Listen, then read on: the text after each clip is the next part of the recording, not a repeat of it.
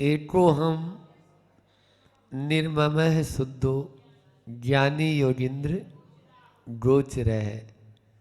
कल इस कारिका के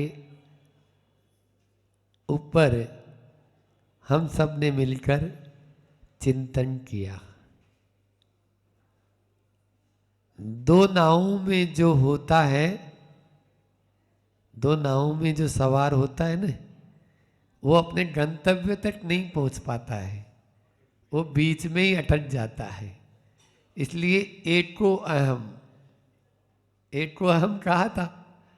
दो नाव में नहीं बैठना, एक नाव में बैठोगे तो मंजिल आपको मिल जाएगी, और दो में बैठेंगे तो आप बीच में ही अटक जाएंगे। इसलिए कभी भी दो नाव है हमारे पास में, तो हम क्या करते हैं, दोनों में बैठना चाहते हैं।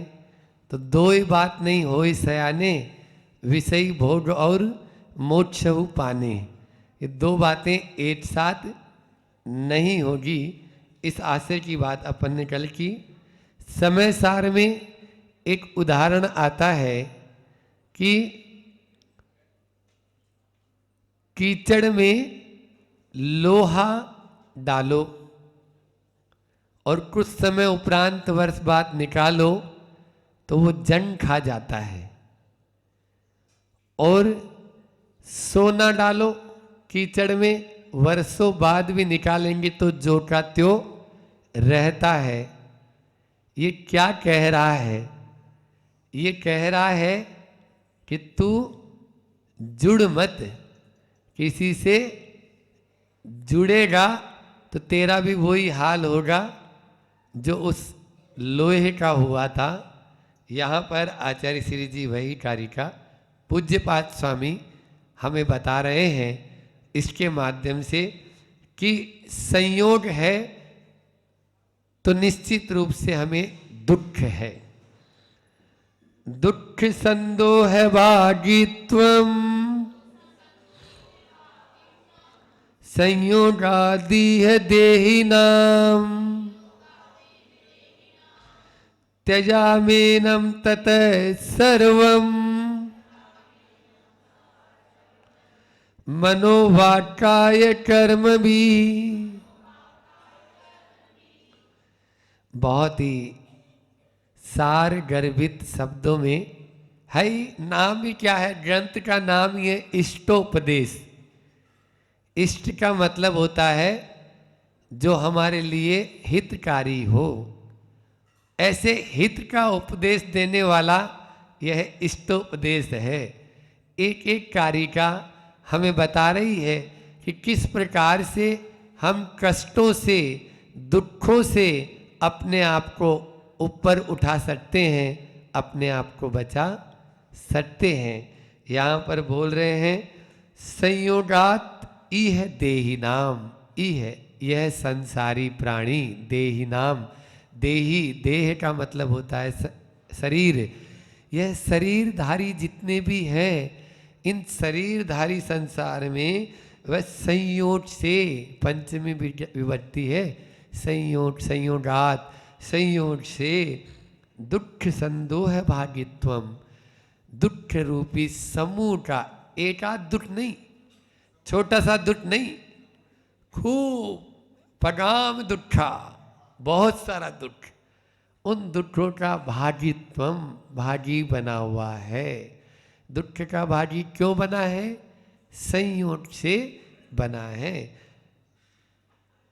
त्यजामेनम ततः सर्वम, इसलिए एनम, इन सबको, त्यजामी, अहम त्यजामी, मैं छोड़ता हूं, सर्वम, सबको, सभी इन जो जितने भी संयोग है उन संयोगों को मैं छोड़ता हूं। किस रूप में? मन से, वचन से, काय से, कर्म भी और क्रिया से। कर्म भी, कर्म से भी छोड़ता हूँ, कर्म किसी तरह का मेरा आगमन न हो। इस प्रकार के भावों के साथ में जब अपन छोड़ेंगे तभी हम सुखी हो सकते हैं। अन्यथा सुखी नहीं हो सकते हैं। दुख के ही भागी हम बने हुए हैं। इसलिए अभी आचार्य भगवान कुंद कुंद स्वामी का ही अनुकरण कर रहे हैं इन सब गाथाओं की कारिकाओं के माध्यम से। जो समय सार में जो लिखा है वो आपको इष्टोपदेश के माध्यम से मिल रहा है, ये समझ लीजिए। हाँ, वही कारिका वहाँ पर क्योंकि शिष्य उनके इन्होंने उसको स्वीकार किया और उसी रूप में इसको आपको प्रस्तुत सरल भाषा में कर दिया। वहाँ पे समझने में थोड़ा कठिनाई होती है और वो उपरिल भूमिका के लिए है। ये श्रावकों के लिए भी इसको उपलब्ध हुआ कि श्रावक घर में रहकर भी किस प्रकार से संवर और निर्जरा कर सकता है, उसके लिए यहाँ पर बताया। किस प्रकार से वह कोई भी चीज़ जो है मिली है उसको तो वो चली भी जाती है तो दुखी ना हो। वहाँ तो जो चलने की बात ही नहीं है, यहाँ तो खुद छोड़ने की बात है। यदि वो चली गई तो और अच्छा मानता है कि चलो बला टली, चलो एक बला टली अपने साथ से। तो ये ऐसा क्योंकि वो स्वयं ही उसको छोड़ने की बात कर रहा है। इसलिए आप उस जंग लगे लोहे के समान हमको नहीं बनना है, हमको स्वर्ण की तरह बनना है। वहाँ पर तत्वार सूत्र में भी उमा स्वामी महाराज जी कह रहे हैं, लेपा लांबू वदेरंड बीज वदटनी। वो आगे फिर दूसरे उदाहरण आगे, एक ही उदाहरण ले लो आप तो। लेपा लांबू, अम्बू का मतलब होता है तुमड़ी, जल, जल में जो है अम्बु अंजल होता है। तो लेकिन आलम्बु, आल, आल भी बोलते हैं ना इसको, आल बोलते हैं लोकी को, इधर नहीं बोलते हैं ना। हाँ, आल कहाँ सुना हमने, उस तरफ में आल बोलते हैं अपने शिखर जी झारखंड में आल, आल, आल यानी लोकी या जो तुमड़ी, उसको तुमड़ी भी बोलते हैं। तो तुम्बी, तो उस तुम्बी पर यदि मान लीजिए मिट्टी का लेप चढ़ा दो, सूखी तुमड़ी है लेकिन यदि मिट्टी का गीला लेप चढ़ा दिया और पानी में आप उसको डालेंगे तो क्या होगी, डूब जाएगी, तुरंत डूब जाएगी वो। क्यों? क्योंकि उस पर माटी का लेप चढ़ा हुआ है। इसी प्रकार से यदि हमारे भीतर में भी संयोग किसी चीज का हो गया है तो हम भी डूब जाएंगे, तैरेंगे नहीं। तुम भी तैरती, आचार्य श्री का हाइकू भी है ना, तुम भी तैरती लेप वाली नहीं, हाँ बिना लेप की, ऐसा उस आशय है। लेप वाली नहीं तैर सकती है, वो तो बिना लेप की होगी वो ही तैर पाएगी। इस प्रकार से यदि संसार से ऊपर उठना है तो पकड़ो मत, छोड़ो, पकड़ो मत, जाने दो। महाराज जी बताए थे ना, पकड़ो मत जाने दो, यहाँ और पकड़ो मत जाने दो, पकड़ो मत जाने दो, ये क्या है, संसार, और पकड़ो मत जाने दो वैराग्य। बस इतना ही अंतर है। वैराग्य और संसार में राग और विराग की भाषा यदि आप समझना चाहते हैं या अध्यात्म की बात करना चाहते हैं तो पकड़ो मत जाने दो, हाँ, और पकड़ो मत जाने दो। आप लोग यही कर रहे हैं अभी तक, पकड़ो जो आता है उसको, हाँ, और जोड़ भी ऐसा है कि बस मत पूछो महाराज, हाँ, छुड़ाने की कोशिश करे तो भी छूटता कष्ट पारा, दुख संधु है भागी, तो दुख का भागी बन रहा है। वर्णी जी का एक प्रसंग है, उनकी मेरी जीवन गाथा पढ़ने लायक है। पटनी चारित्र आप अपने जीवन में ये दोनों किताबें अवश्य पढ़ें। और आचार्य श्री जी का तीसरा और मान लो कि इनके माते प्रथमान योग के ग्रंथों में है चारित्र चक्रवर्ती आचार्य शांति सागर, जरूर पढ़ें। वैराग्य को दृढ़ बनाना है और आगे बढ़ना है तो। और एक मेरी जीवन गाथा गणेश प्रसाद जी वर्णी जी की, और विद्याधर से विद्यासागर, ये तीसरी ओर, विद्याधर से विद्यासागर, ये 3 किताब आप अवश्य जीवन में पढ़ें। इसके माध्यम से, और कहानियां हैं तो इतना अच्छा लगता है। छोटे छोटे बच्चों को भी आप पढ़वाएं, पाठशाला आदि में भी इनके माध्यम से बहुत सारा उनको वैराग्य की, अभी हम जो है ना पवित्र मानव जीवन बच्चों को पढ़ा रहे हैं, जो आप लोगों को बड़ों बड़ों को समझ में नहीं आ सकती। वो आपके यहाँ मंडी भामोरा में क्योंकि वो हमारी पढ़ी भी नहीं थी, तो मैंने बोला अपनी भी पढ़ लेंगे, पद्यानुवाद में है, तो लोगों को एक भजन के, बच्चों को एक भजन के साथ में उसको गा के सुनाते हैं तो उनको बहुत अच्छा लगता है, फिर उसका अर्थ बता देते हैं। 8 लाइन 4 लाइन की जो होती है पद्यानुवाद ज्ञानोदय छंद में, बहुत अच्छी, कि मानव जीवन को पवित्र कैसे बनाएं, यही तो उन बच्चों को सिखाना है। तो हमने उसको ले लिया। कल था कि बहुत ही आचार्य श्री की बहुत अच्छी लाइनें थी उसमें। तो अभी मैं वो वर्णी जी का प्रसंग लेना चाह रहा हूँ।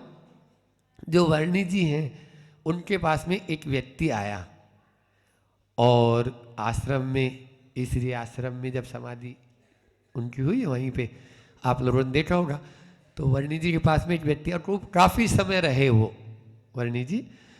अब वो आश्रम का व्यक्ति, आश्रम में वो व्यक्ति आया, बोले महाराज बहुत कष्ट है, बेटा बहू की तो पूछो ही मत, इतना कष्ट देते हैं कि मत पूछो, हमें तो हमारी हालत बहुत ज़्यादा दयनीय है, और अब तो रोना ही आता है, घर पे बैठ के भी हम रोते ही रहते हैं। तो वर्णी जी बोले यहाँ आ जाओ आश्रम में, यहाँ पर खाली है, आराम से आपकी सब व्यवस्थाएं अच्छे से हो जाएगी, चिंता की कोई। महाराज जी बेटा को कैसे छोड़ दूँ, वो मेरा बेटा है, बेटे को छोड़ के थोड़ी आ सकता हूँ। बोलो है या नहीं है आप लोगों की स्थिति है? ये हर घर की स्थिति है। बेटा मार रहा है, पीट रहा है, तो भी छोड़ कैसे दें। आप लोगों के यहाँ पर जब वेदी थी नीचे, वहाँ पर तो संसार वृक्ष बना हुआ था, उस संसार वृक्ष में भी यही तो है, उसको हर तरफ से कष्ट है ना। परिवार वाले भी मधुमक्खियों की भांति चूंट चूंट के उसको खा रहे हैं, लेकिन वंश मोर एक बार और, वंश मोर एक बार और। वो गुरु जी कह रहे हैं, वो विद्याधर रूपी गुरु है, वो बिना विमान में, मेरा एक हाथ दे दे भैया, एक हाथ से हम खींच लेते हैं, तुम्हें अपने विमान में बैठा के छोड़ देंगे आगे वहाँ पर अच्छे स्थान पर। बोले वो अभी नहीं, एक बूंद और बस, पर एक शहद की एक बूंद और बस, ये चक्कर चल रहा है। अब क्या कर ले बताओ ऐसों का? ऐसे सुधर सकते हैं? 3 काल में नहीं सुधर सकते। वो महाराज को ही सुधार देंगे, उसको ही सुधार देंगे। बोले आप तो जाओ महाराज, हमारे पीछे क्यों पड़ गए, और कोई नहीं मिला क्या आपको? ऐसी स्थिति हो जाती है। फिर भी धीरे धीरे करेंगे तो निश्चित रूप से जितना करेंगे उतना लाभ आपको मिलेगा, क्योंकि संसार के सारे संबंध वियोग में है। यह काया कैसी है? काया रोग में है, संसार भोग में है। काया रोग में है, संसार भोग में है, जीवन उपयोग में है, और सारे संयोग वियोग में है, सारे संबंध वियोग में है। सत्संग ही मात्र उपयोग में है। मतलब संसार जो है शोक में है, काया रोग में है, जीवन योग में है, जीवन योग में है, और सारे संयोग संबंध वियोग में है। सर्वे संयोगा विप्रयोगांता। आप समझ रहे हैं कि ये चीज मेरे से जुड़ी है। जब जुड़ती है उस समय आपको बहुत खुशी से अनुभव हो रहा है, लेकिन वो छूटने वाली भी है। ये आपको, क्योंकि है ही वो पुद्गल जिसमें पूर्ण और गलन स्वभावी हो, वो क्या कहलाता है? पुद्गल। इसलिए संबंध वियोग में है और सत्संग ही मात्र उपयोग में है। इस सत्संग का उपयोग कर लो। यह जो साधु का संगति मिली है, यही आपके लिए अनुकरणीय है, आपको अपनाने योग्य है। अन्यथा तो अपन चलते ही चले जाएंगे। जब अपन कोई भी चीज को छोड़ देते हैं, देखो छूटना और छोड़ना, दो शब्द है, छूटना और छूटने में आनंद आता है या छोड़ने में आनंद आता है? बोलो। छोड़ने में आनंद की अनुभूति होगी और छूटने में संकलेश परिणाम। भले ही आपका 10 का ही नोट था, लेकिन मंदिर आ रहे थे घर से, तो बीच रास्ते में गिर गया। जैसे ही आपने जेब में हाथ डाला, वो नोट नहीं दिखा। अब आपके परिणाम आकुल व्याकुल होते देर नहीं लगेगी। भले ही नोट सोचा है, और सोचा नोट आपने यूं अपने हाथ से दान पेटी में डाला, आपके परिणाम में वो आह्लाद है, वो खुशी है कि मैंने 100 रुपये दान आज कर दिए। वहां पर आप छोड़ रहे हैं, यहां छूट रहे हैं। प्रतिदिन नित्य क्रिया करते हैं, ठीक है ना, जंगल जाते हैं तो शौच जाते हैं तो फ्रेश अपने आप को महसूस करते हैं, और यदि वोमिटिंग होती है तो बोलो, उल्टी में छूटना है। जो उल्टी हो रही है वो छोड़ना नहीं है। महाराज हो ही नहीं रही, महाराज बिल्कुल जी घबरा रहा है, जी मतला रहा है, सिर भन्ना रहा है, फट रहा है बिल्कुल। अब तो वो निकलेगा तभी काम चलेगा, है ना। ये क्या है? छूटना। और वो क्या है? छोड़ना। आप प्रतिदिन करते हैं, तो इसलिए छोड़ने से पहले, छूटने से पहले छोड़ दो। देखो, हाय तोबा करके तो छूटना ही है। वो तो आपको चाहिए शरीर है, चाहे वो संबंधी है, चाहे वो संपत्ति है, 3 ही है। इन 3 को छोड़ना है। हम 3 की बात कर रहे हैं, और 3 लोक में जो सर्वोच्च पद है उस पाने की बात है। इन 3 को छोड़ दोगे तो 3 लोक में जो सर्वोच्च पद है वो आप पा जाओगे। 3 क्या छोड़ना है? 3S है। S छोड़ना है, बस 3S। S ये वाला ऐसो आराम तो छोड़ना ही है। 3S कौन कौन से है? शरीर को छोड़ना है, संपत्ति को छोड़ना है, और संबंधी को छोड़ना है। संबंधी, जो संबंध आप तक, जो चाहे माता है, पिता है, जो संबंध है सब। जब शरीर को ही छोड़ने की बात हो गई तो अन्य से संबंध क्या, ठीक है ना। तो इन 3 को छोड़ने की बात है, इसलिए छूटने और छोड़ने में और उदाहरण दे देते हैं। आचार्य भगवान का उदाहरण है फटना और फाड़ना।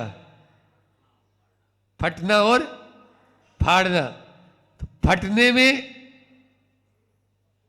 कुत्ता भी नहीं खाएगा।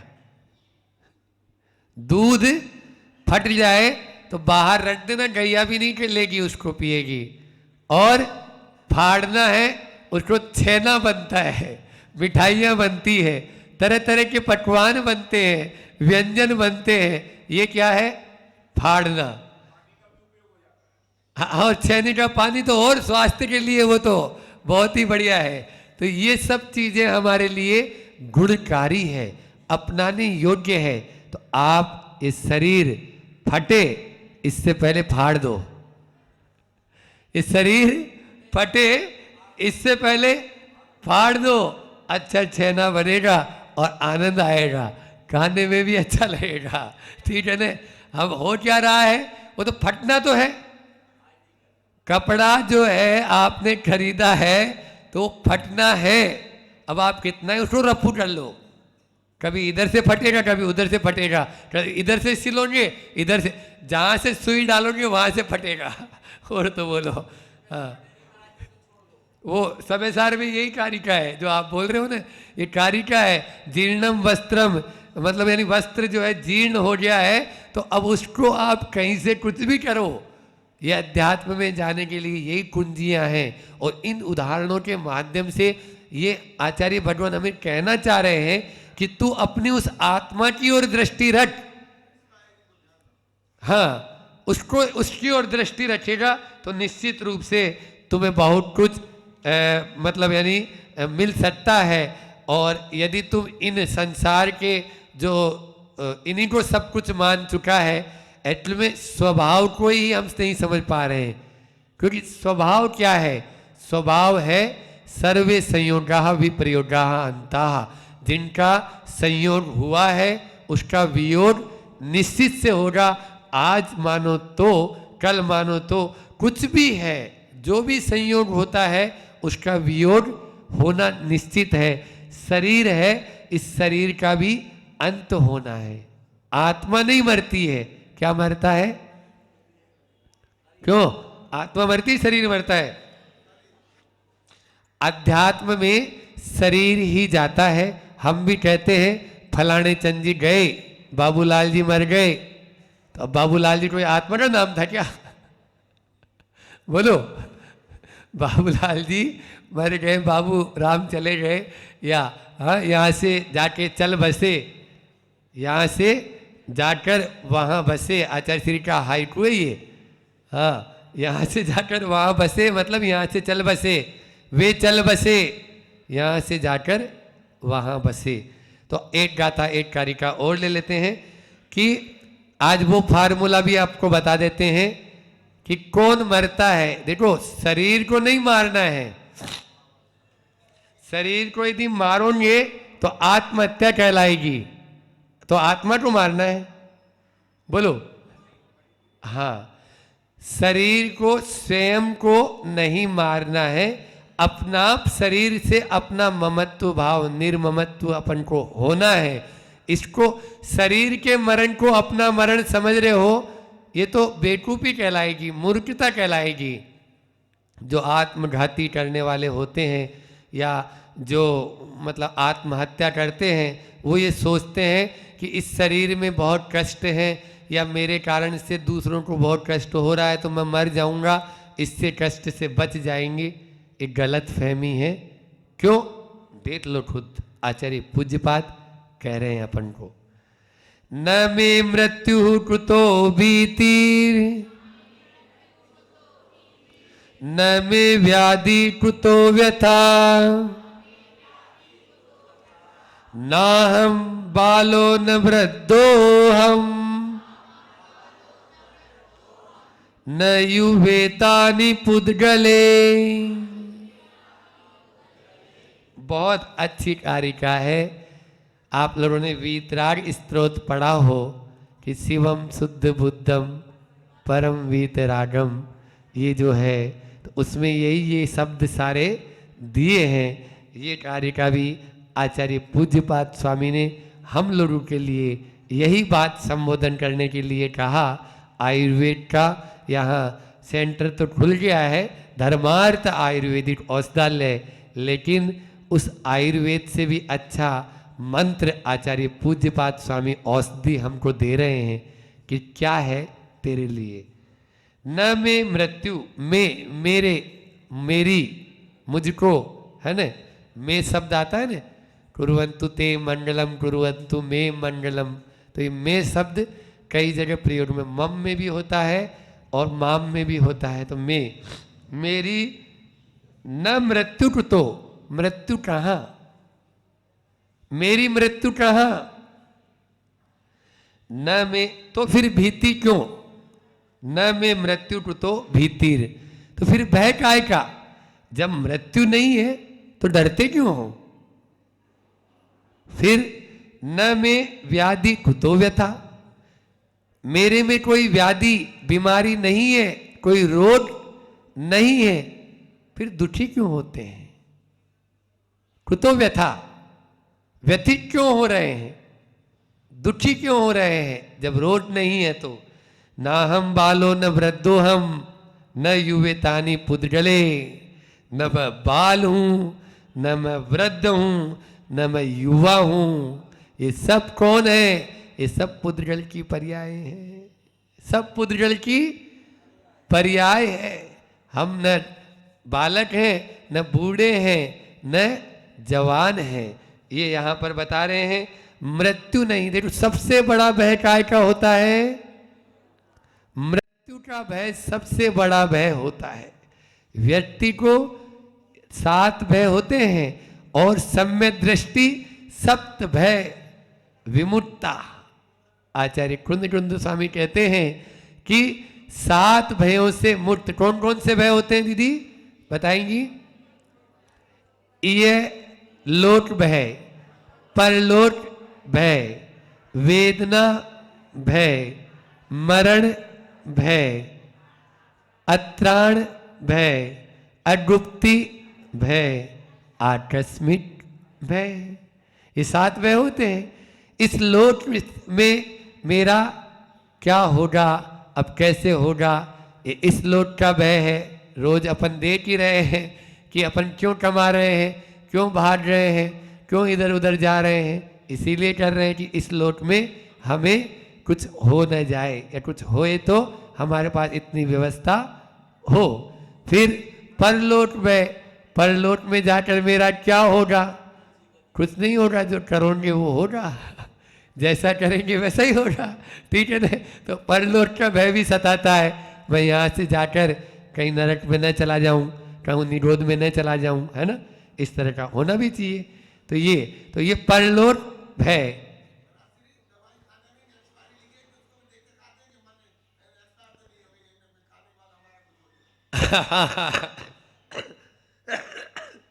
बहुत अच्छा कि हर चीज को देख के अपन उपयोग में करते हैं। फिर अत्राण भय, मेरा कोई भी नहीं है इस संसार में, ये क्या है? अत्राण भय।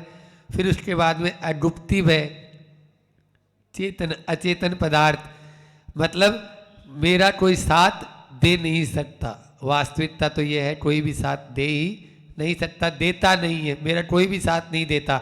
अत्राण भय और अगुप्ति भय एक से ही लगते हैं, लेकिन अंतर है। चेतन के साथ में जोड़े तो अत्राण भय जोड़े, और अचेतन के साथ में जोड़े, जो अचेतन संपत्तियां वगैरह दिख रही है ना, ये बिल्डिंग है, ये मकान है, ये माइक है, ये सब कुछ, तो ये क्या है? अचेतन। और मेरे सगे संबंधी या कोई भी दूसरी आत्मा मेरा कुछ कर नहीं पा रही है, ये अत्राण भय है।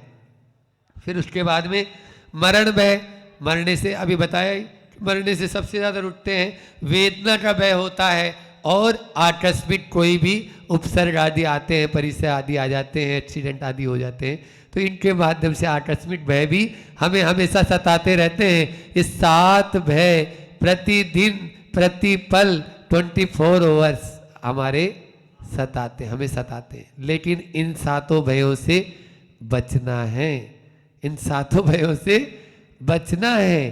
तो क्या करना है? कुछ नहीं, एक की शरण में आ जाओ तो ये 7 तो अपने ही भाग जाएंगे। आत्मा की शरण में आ जाओ तो इन 7 भय से आपको कोई भी भय लगने वाला नहीं है। जैसे छोटा बच्चा होता है तो उसको कोई भी भय रहता है तो वो कहाँ आ जाता है? माँ के आंचल में। बस आप भी वही याद रखो, मेरी दुनिया है माँ तेरे आंचल में, है ना। मेरी दुनिया है माँ तेरे आंचल में, जैसे वो बच्चा बोल रहा है, वैसे ही यहाँ पर हम जिनवाणी माँ की शरण में आ जाएं, प्रभु की शरण में आ जाएं, और उस अपनी आत्मा की निश्चय से अपनी आत्मा की शरण में, और बाहर से आए तो देव शास्त्र गुरु की शरण में। और कोई शरण है ही नहीं। चत्तारि शरणम अन्यथा शरणम नास्ति, अन्यथा शरणम नास्ति त्वमेव शरणम मम। बस और कोई शरण नहीं है। दर्शन पाठ में पढ़ तो लेते हैं, सब टेप रिकॉर्डर की तरह चलता है ये अन्यथा शरणम नास्ति त्वमेव। कोई वो उसको पता लगे बाजू में वो पत्नी खड़ी हो और वो यदि बोल रहा हो तेज आवाज में, वो एक आंख दिखाए तो तुरंत नीचे उतर जाएगा वहीं से, भगवान के सामने से भी। बोले यही मेरी शरण है, और कोई शरण नहीं है। क्यों लखपति जी हंस रहे थे तो हमारे जी? हाँ, बोले क्यों? आपने कौन को शरण बोल रहे थे वहां पे? हमारे सामने दूसरों को शरण बना रहे थे। बोले नहीं, तू ही शरण है मेरी, तो और कोई शरण नहीं है। ये उसको बोलेगा। ये निश्चित रूप से हो रहा है। ये हो रहा है नहीं हो रहा? बताओ, हाँ तो भर दो, हाउ तो बोलो हाउ। हाँ, वो बोलेंगे, क्योंकि वो निश्चित रूप से अपन उसे ही बोल देते हैं कि अन्यथा शरणम नास्ति त्वमेव शरणम मम, चत्तारि शरणम पवजामि, अर्यंता शरणम पवजामि, सिद्धे शरणम पवजामि, साहु शरणम पवजामि। अब साहु वाहु कछु नहीं, साधु वो जितनी देर बोल रहे हैं या जो दिख रहे हैं तो सही है, अन्यथा अरे ऐसे कर रहे थे वो, ऐसे बोल रहे थे वो, कहते नहीं उनको तो ये होता है ना। तो इसलिए शुद्ध मन से, सच्चे मन से हमको स्वीकार करना पड़ेगा। स्वीकार कर लोगे तो कल्याण होगा, और स्वीकार नहीं करेंगे तो कल्याण नहीं हो सकता है। समय भी हो रहा है, देखो अपना ध्यान हम इधर उधर, आचार्य श्री जी का संस्मरण और सुना देते हैं। अब महाराज जी तो केस लो चल रहे, आचार्य श्री जी संस्मरण, आचार्य श्री जी को हर्पिस हो गई। किस प्रकार से देखो हमारा मतलब, यानी यह आत्मा ही अपना है और शरीर से कैसे ध्यान हटाना चाहिए। तो वो आचार्य श्री जी को अमरकंटक जब चातुर्मास हुआ था ना, तब हर्पिस, भयंकर हर्पिस हो गया, और एक कदम चलने, और हर्पिस में कैसी पीड़ा होती है खुद आचार्य श्री से पूछा, तो आचार्य श्री जी को पूछा, आचार्य श्री जी इसमें कैसी वेदना होती है? हजारों बिच्छू एक साथ डंक मार दें ऐसी वेदना होती है हर्पिस बीमारी में। हर्पिस बीमारी में ऐसी वेदना होती है, बहुत भयंकर कष्ट होती है, पीड़ा होती है। न बैठते बनता है, न खड़े होते बनता है, न लेटते बनता है, न सोते बनता है, न खाते बनता है, न पीते बनता है, कुछ भी नहीं कर सकता आदमी। ऐसी बिल्कुल मतलब अंदर ही अंदर वो बिल्कुल वेदना होती है। फिर आचार्य श्री जी प्रश्न कर दिया उसने, विद्वान थे, फिर भी आचार्य श्री जी आप स्वाध्याय और प्रवचन नहीं छोड़ते, आप तो स्वाध्याय के समय स्वाध्याय में कराते हैं, करा रहे हैं, और प्रवचन के समय प्रवचन कराते हैं। आचार्य श्री जी ने जो जवाब दिया ना, वो इस पूरी कारिका का सार है।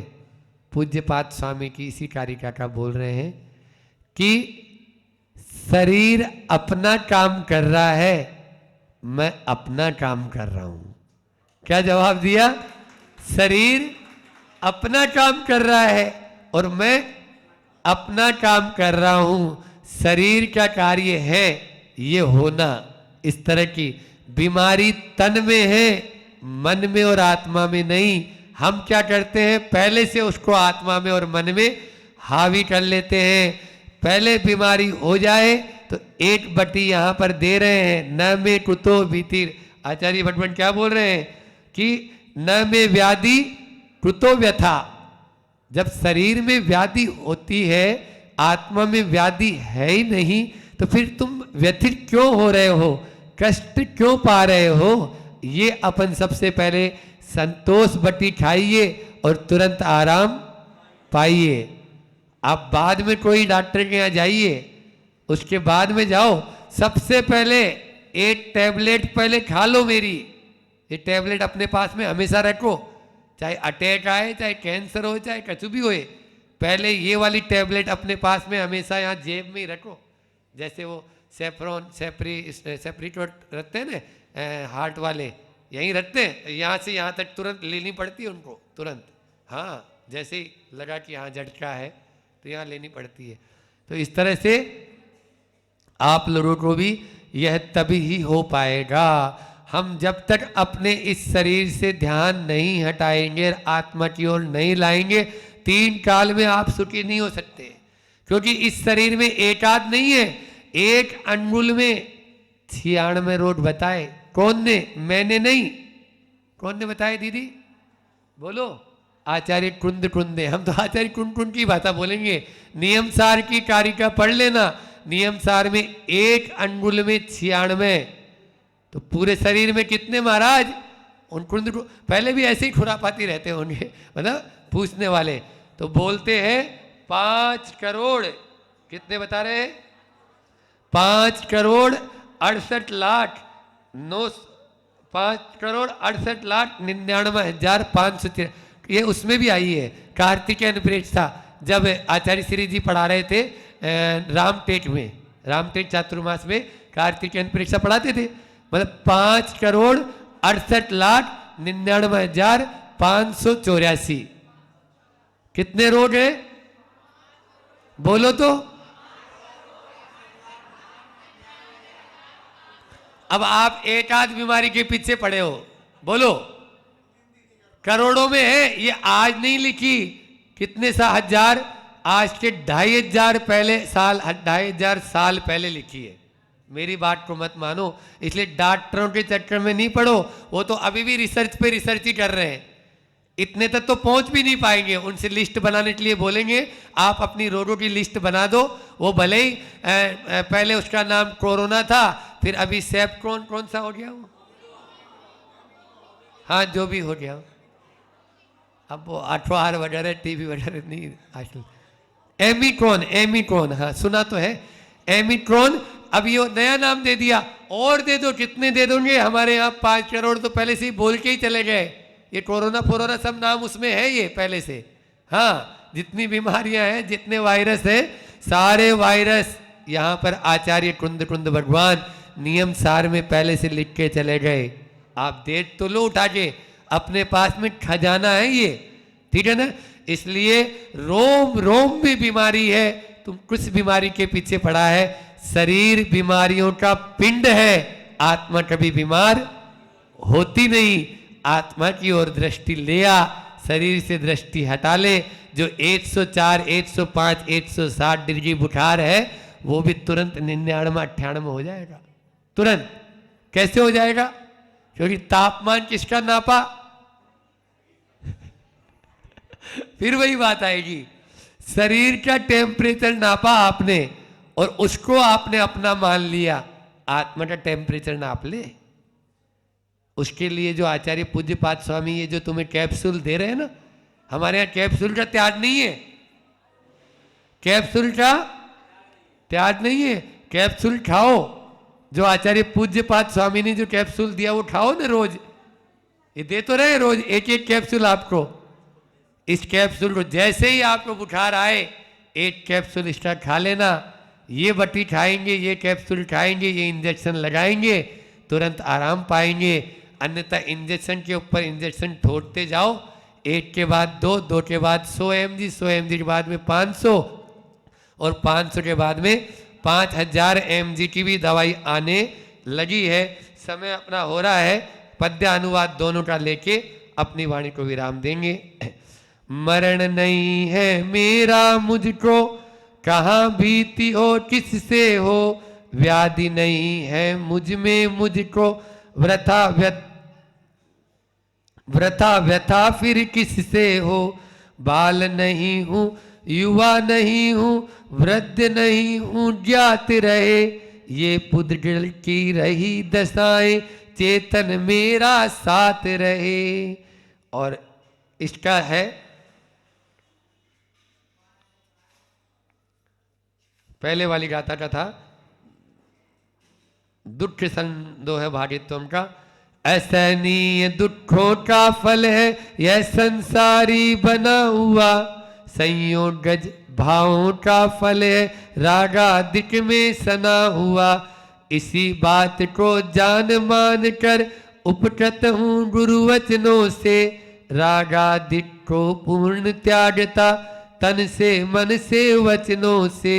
राग भाव जो है, संयोगज भाव जो है, उनको हम तन से मन से और वचन से छोड़ेंगे तभी सुखी हो पाएंगे, क्योंकि केवल मात्र यह आत्मा ही हमारा अपना है। आत्मा की ओर दृष्टि लाएंगे तो शरीर से दृष्टि हटे बिना नहीं रहेगी, जरूर हटेगी।